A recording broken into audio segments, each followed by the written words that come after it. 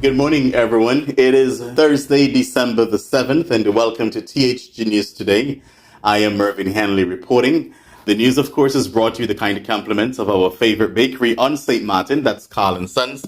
Let us hear from Carl & Sons, and then we'll be right back with the news in detail. Carl & Sons has delicious food to fit your lifestyle and go easy on your pockets. Carl & Sons, your #1 spot for breads, pastries, cakes, sandwiches, breakfast, and lunch. Check out Carl & Sons today on Pondville and in Coal Bay. The holidays are here and so is the Christmas ham at Carl & Sons. Get your Christmas ham sandwiches or Johnny cakes this season. Add a choice of cheese or egg or have all three. You can't go wrong with either one. Follow them on Facebook and don't forget Fun Miles is your friend at Carl & Sons. We begin this morning with news out of Dominica. Minister of National Security and Legal Affairs Rayburn Blackmore has disclosed that currently 3 non-nationals and 1 Dominican are in police custody, aiding the ongoing investigation into the suspected homicide of resort owner Daniel Langlois and his partner Dominique Marchand.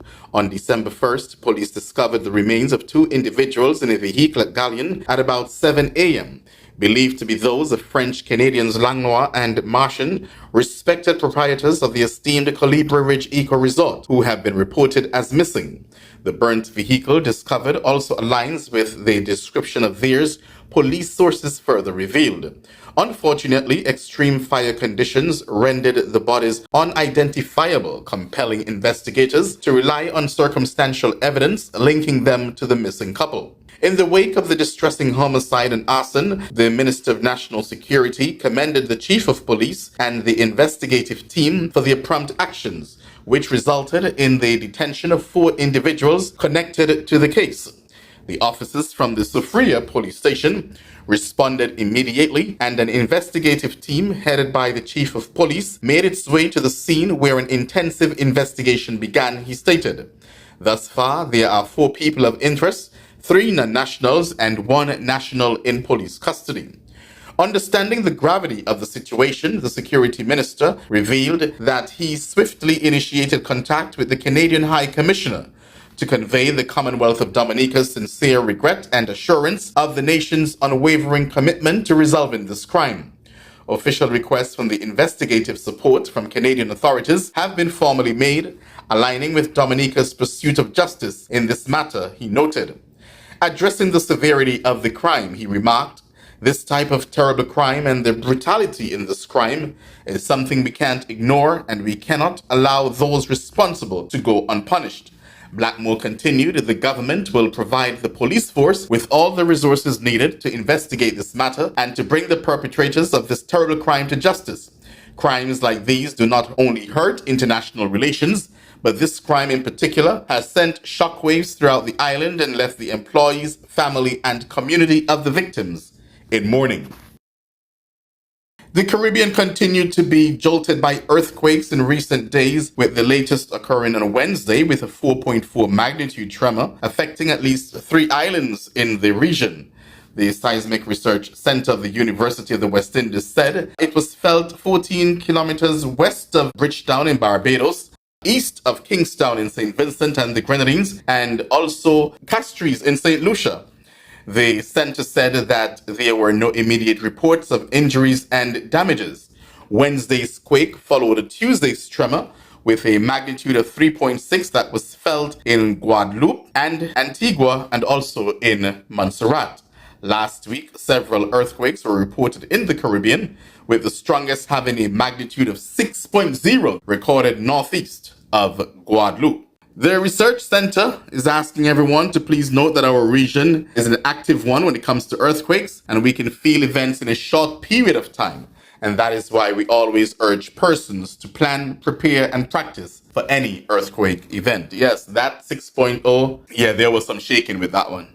Finally, in our news this morning, Guyana has appealed for help from the United Nations and the United States as Venezuelan President Nicolas Maduro announced a series of measures intended to advance its annexation of 2/3 of the tiny South American nation's territory. I have spoken to the Secretary General of the United Nations and several leaders, alerting them of these dangerous developments and the desperate actions of President Maduro. President of Guyana, Ali, said late on Tuesday as he informed the nation of 800,000 of Maduro's latest steps intended to create a new Venezuelan state in Guyana. President Ali's comments came after Maduro announced a series of measures to formalize a referendum in which the government voters overwhelmingly backed plans to recognize two oil-rich swaths of Guyanese jungle as its own. The Venezuelan president said he had ordered for a law to be drafted recognizing a new state, Essequibo, where the English-speaking residents would be given Venezuelan national ID cards. This man is a crazy man. Maduro is a crazy, entitled, corrupt man.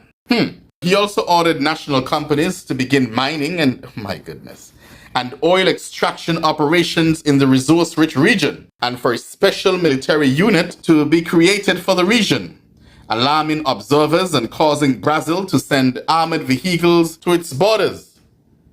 Now, in a video posted on social media, Maduro presented a revised national map. You know what? I'm not even going to talk about what Maduro is doing. I will not give him that satisfaction to promote this kind of propaganda on what he's doing or trying to do to Guyana. And I just wish that America, well, hopefully we can see some movement by America as far as military-wise, because at this point in time, I don't even really care what happened to Venezuela if it comes to that. I really don't care what happens to Venezuela. The President Ali, he stated that the Guyanese Defense Force is on high alert, and he said this is a direct threat to Guyana's territorial integrity, sovereignty, and political independence.